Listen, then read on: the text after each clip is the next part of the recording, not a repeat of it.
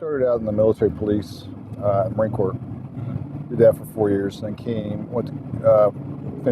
finished up college, and then came to work for the Collier County Sheriff's Office in '84. Well, I retired in 2015, but I stayed on as a reserve and did just nothing but SWAT for about a year, and then came back part-time as a community-oriented policing deputy.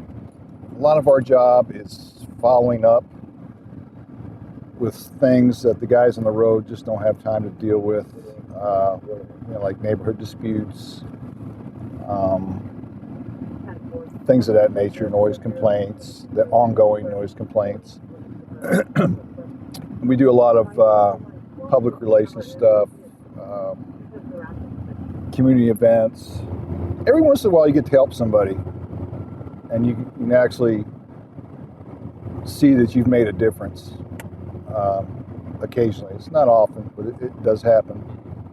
And meeting people, at the community events I like that, because you get to talk to people one-on-one, and then sometimes you get to do fun stuff. You get to chase somebody, or somebody on foot or in the car or whatever. And I mean, that's fun.